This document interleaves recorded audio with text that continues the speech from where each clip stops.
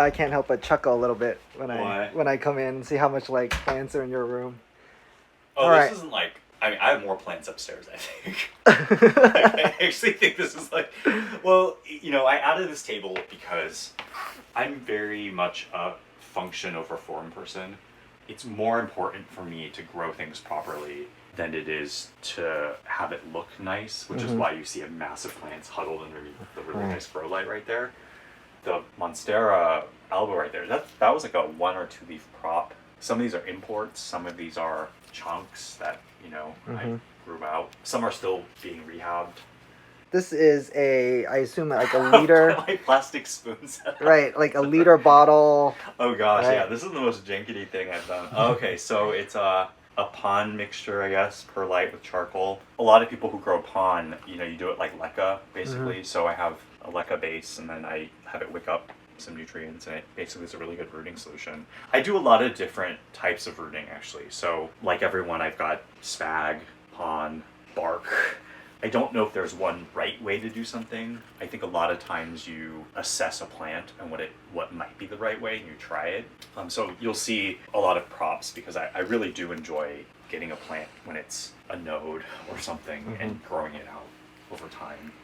This Burl Marks variegated was a 1 leaf cutting when I got it. So how do you decide what medium it goes in? Does it like whatever you have on hand, or? You make an assessment over experience, I think. So like there's sometimes where I look at something and I say, water root this, or spag. Sometimes it can go into like a pond type mixture. Sometimes it can go directly into bark. There's times where if I get a plant, I go, this is going to be fine if I put it into a chunky bark and thurium mix, for example. It's just a feel for you at this point? Yeah, and being okay to make mistakes. Right? I think that some really great advice I got was plants want to live. Plants generally, even though we don't think so, they do want to live. I think the number one important thing that people forget is light. Light is really crucial for a lot of plants. The right light, so the quality, the strength. I'm a very technical grower, so I have a few different light meters, and I keep a lot of notes about the plants I grow. I read a lot about different types of plants. I don't think there's one right way to do it, but there's a variety of ways, and it's just kind of getting the right balance of that. You do have quite a bit of light here. Yes, yeah. It's almost overkill, actually, for some of the plants, to be honest. I'm just like trying to like show what the you grow have. light situation. So if you notice the distance of the grow lights, Mm-hmm. they're farther than most people who grow in, say, IKEA cabinets. You mean the distance from the light. from the plant? Yes, the Right. plant to the light. Mm-hmm. And part of that is because there's like a mathematical calculation, right? The closer it is to the light, the shorter amount of time a plant will need to the light. And I've sort of learned that if you can pull the distance away and not have a super bright light, but like keep it on for longer, aeroids tend to really enjoy that a little bit more. So less intensity and more duration? Yeah. Is that what the... Yeah. If you notice what's here, a lot of the plants in this room are Phylos and Monsteras. Yeah. And especially the Monsteras, they're all huddled underneath this light that gets, it's for a reason. Is Monstera deliciosos just love bright, indirect light, and that's why they're all clustered on, How many hours a day are these lights on? This one is on for, I think, 12 to maybe longer, 16 maybe. I'll show you why. Here, I'll grab one of my meters. So I've got a par meter that I use religiously. It's right here, this guy. And it's fantastic because I took a class, one of the things that, who I should just really credit Leslie Halleck for. She teaches a class on indoor gardening at UCLA now. She's incredible. But if you just do metering, right, you can get the UML ratings. And basically what you can do is you can actually input this number. And if you keep really good notes about what a plant needs, you can actually figure out the amount of time it should be under a grow light. Okay. Yeah. But how do you know how much a plant needs? Through experience, just like growing something. I'll take notes for all the plants I have. That's actually why I grow a lot, is because I'll see, and you'll see in the other room, like this anthurium is doing fantastic, or this one sucks. And So this is more of intensity? Is that what it's... it's actually not intensity. It's actually calculating the volume. U-moles, right? So the most important thing for a plant is the volume of light it gets. So what's really cool about this, the daily light integral is the amount of light volume that a plant gets. And I can leave this, that's why it's on a little thingy. You can leave this here on the stand, and ideally you would place it somewhere with the canopy of the plant, like this. You leave it for 24 hours, and it will give you the daily light integral over a 24-hour period. Okay. And it's super helpful with indoor growing, because this is what I've learned. With indoor growing, you control everything, right? Yep. I mean, you've got a window here, but there's like a giant tree in front of this window. Yeah. There's just like no light really coming through it. You're not really getting the natural light. Exactly. Everything is artificial, right? Everything is provided. And because you provide all the light, you want to give each plant, or set of plants, I would say, the best light it needs. You don't want to overdo it, because overdoing aeroids, you can cause light stress. But you know, if you get the right amount, you can actually get a really good calculation for all your plants. So this calculates the volume, and how do you pick your grow lights? Do you do a lot of people talk about intensity, lumens, spectrum? What do you kind of do? I tested out a lot of grow lights before, and a lot of it was based on just what I thought worked best with the type of plants I generally grow. So the light up there that you see is in my opinion one of the best ones for Monstera deliciosas. So I have a few different varieties of them. I mean, you can see the variegated ones here on the right, the sort of Brazil, form of Monstera deliciosa. It also does very well for some phylos, but at a farther distance. So if you look at just like the burl marks there, and then even what I've noticed here, what's fascinating is even this like Adansonii, it needs less light, but this side is doing far better than this side as it grows towards this light. And you can just tell because, I mean, if you just do a metering of it, it's getting that right there. It's about 32. And this is right here. It falls to 22, right? Wow. It's just not getting enough. Like it's getting a third less, right? So like if you... And you can't really appreciate that visually. Not at all. At all, right? And I think this is why... And most outdoor growers never use metering. This is the funniest thing. When I went to Florida, I forgot my meter. I was so mad. But like when I went to Florida and I asked people like, did you measure DLI or do you measure PAR or do you measure any of the volume of light? They all look at me like I'm, like they're like, no. Like, are you kidding me? Why would I do that? And you realize that if you have a greenhouse, there's really not a lot you can do. But if I'm growing indoors like this, and you just saw like how that's huge, right? Like this thing is getting like one third less, right? And watch what happens when I move here.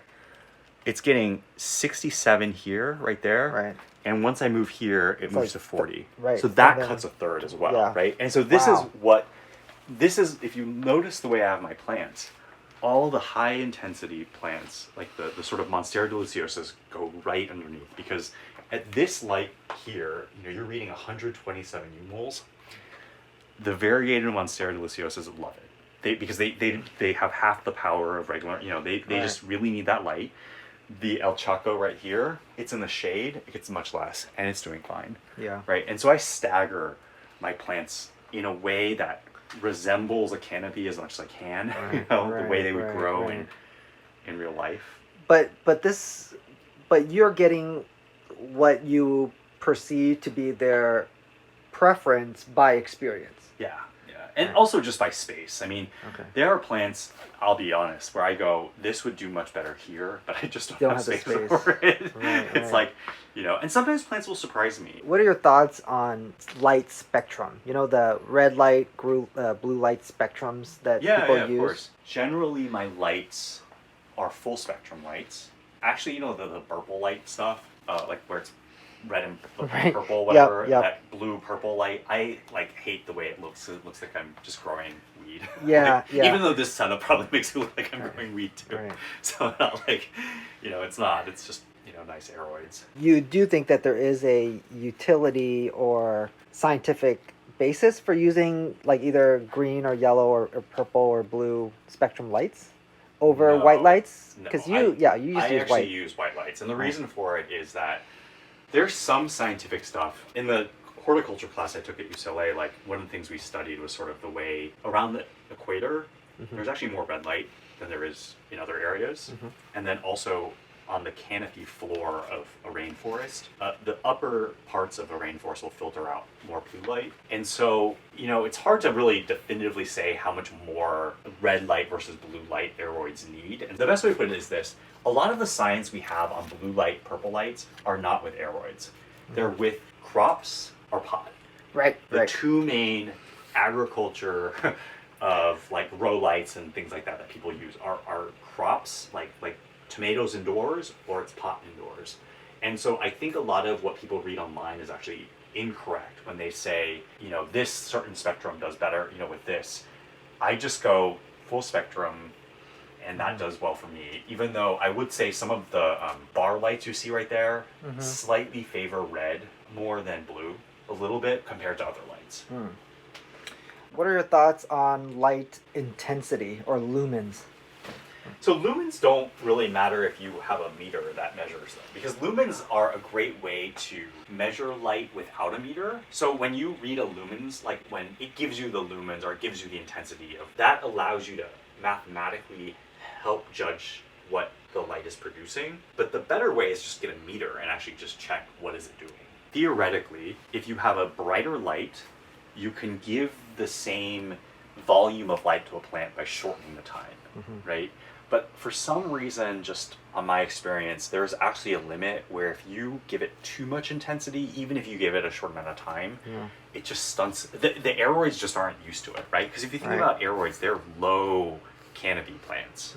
Only the deliciosas are sort of like higher canopy because they climb up. One of the things that helped me out a lot was just going to rainforests and seeing how these grow. And if you ever walk on the base of a rainforest and see how little light plants get there, but then you see these giant deliciosas climb up trees and epiphytes kind of climbing up things, you get a really good sense for how they grow. What do you think about people who do have those IKEA cabinets? I think the IKEA cabinets is something like this, even though it's even closer. It's very hard to grow. I'll actually show you, if you want to walk around here, I'll show you a little bit of what's challenging about everything. We want to come over here. This cabinet, sorry about this. Don't worry, I will cut this part out. That cabinet in there, it's similar to what you're saying, right? But I used to have more low light aeroids in there, just couldn't do it. It just, what I have in there are it's like a Hoya, it's a snake plant, it's a painted lady, and a syngonium. I couldn't put in a low light aeroid. So a low light aeroid, you're saying predominantly most philodendrons? Velvety, dark leaved kinds of philodendrons or anthuriums, basically. Those are the ones that tend to not do as well. And actually, I'll show you upstairs. You'll see, I'll bring this meter. The light, you'll see some anthuriums there that you would think get such little light, but because it's for a longer period of time, and because the quality, and I don't know what it is, but they're fine. I'm actually very surprised that they grow just fine without blasting them with light. And in my own experience, it turns out that I think if you don't use any grow lights, your general problem growing inside is not enough light, right? Right. Because I can, these fiddly figs are just hugging the window here for light. Right. But if you do use grow lights, I think a challenge is that people tend to give them too much light. Which is weird, right? Which is kind of hard to tell people. It's get a grow light, but then now you're running into a different problem. Yeah, a completely different problem, right? This is a Soltech, and the quality of light for me on this, it's just a different quality. I can't really explain it. I have all these arguments with people who really love the Soltech look, right? Yes, this is I would say it's one of the more aesthetically pleasing grow lights. I can't say anything about how practical or functional it is. So for Monstera deliciosas, they were pretty bad. Okay. But they do great in this interesting low light. All of these here are just lower light philodendrons. And the reason I figured it out is I just measured it. So the way your plants are all set up, you have different light, I would say, volumes and intensities. You kind of place your plants where you think are appropriate for them. Monstera's getting the most light. Yes. Philodendrons more of the canopied, lesser light. And then, so are all of these on timer They're or all on timers. Yeah. Okay, so how many hours are you sort of doing? It varies. So the main light here, I do maybe a 14 to 16 hour because, you know, you can do mathematically. There's a calculation you can do to calculate the DLI based on the time, and so I think I have this one calculated out to be. This goes on at 6 in the morning. Maybe goes off at 7 or 8 at night. Maybe. I can't remember what I have it set for. Maybe it goes on at 5 in the morning. It goes on first thing in the morning. But you basically do it by calculation. Yes, I do it by math. Yeah. That's a very scientific approach with it. No, that's awesome. I mean, you can be, right? Like, why not? Right, Like, you know, it's also one of those things where if I'm giving it too much light, you just cut back, right? How much are those things? These meters? Those, yeah, intensity meters. This is the volume. it's about $300, I think. Well, it's the most inexpensive par meter you can buy that's trustworthy. There's another one on the market. The other one that people use is the they have a there's the other one that measures foot candles. Where did my foot candles go? Somewhere here. So okay, so is that a similar? Can you with foot candles? Yeah. Foot candles measure the intensity of the light, but they don't help you measure the volume as well. Okay. So a good example might be that you could have two hoses. Let's take a little thin hose and a big thick hose, and they both have the same intensity of water pressure at you, but it's not actually getting the amount of water that's actually being right. Like that's kind of a good analogy here. Right. Like there's an intensity that foot candles will do a good job with, and actually the foot candles meter is right there. Just I'll pull it out. Oh, but, this thing. Right. Yeah, and you know foot candles are a good. This is $30-$40. I mean, you can have a free one on your phone. Okay. And so people who don't want to spend the money, just use the app. Use the app, right? Because you can just do a foot candles metering, and you can just hold this up. Generally, get a good foot candles measurement. It does a similar thing to UMOLs, and it basically just measures the intensity of the light. But and you can do mathematical calculations to translate the intensity to the UMOLs like volume kind of thing, and it's generally pretty accurate. So what I've done for friends, which has been really fun, has been using the meter they have and this meter here, and just like paralleling them and doing calculations for them and being like, hey, I think if you just bump up an hour or two, it'll be fine. Or bump down an hour or two. Because sometimes what actually happens is people kind of like blindly, like IKEA cabinet growers are like, let me just leave this on for 12, 14 hours. Right. And they're not realizing. So remember that thing I showed you about how like I moved it 1 foot and the volume of light just went up by a third or went down by a third? Right. The biggest issue with very confined spaces and grow lights is that the top of a plant is going to get twice as much light volume as the bottom. And what becomes very hard to do in those spaces is to give the plant enough light such that it's not being oversaturated in one area and undersaturated in another. And I think that's actually one of the harder parts about growing in very confined spaces, which is why I default generally to like brighter lights farther away, because you can just control a little bit better, right? Like here, I mean, you can just see the El Chaco leaf here. Yeah, let's see what is your intensity like down right here? There? Yeah. It's super low. It's just come on. That's sorry, it's just reading. It's a 0. I'm just kidding. Yeah. Oh. It's what? 6? 10, 11? 1. It's super low. It's here. 1. Oh, okay. Yeah. But if you start to go up here, it's 10 and 18. But what happens is this, like right here is the top of it. It's probably like 16 up here.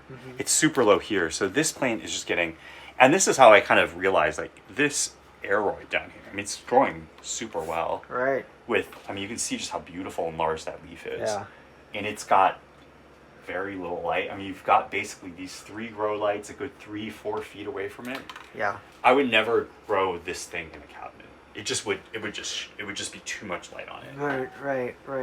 It's yeah. You've gotten this down to a scientific level that that people have not thought about. But I think the fact that you have a meter makes it a little bit easier. And I just observe, right? And experience. So, like I said before, I don't think I would have realized the differences in all of these if I did grow a variety of different types of plants. Right. And you know, and you also know too, like Hoyas need a lot of light, right? I don't have a lot of Hoyas, but the thing that people say is Hoyas need a lot of light. Syngoniums can take more light. Monstera deliciosus can take a ton of light, but other Monstera forms take lower light.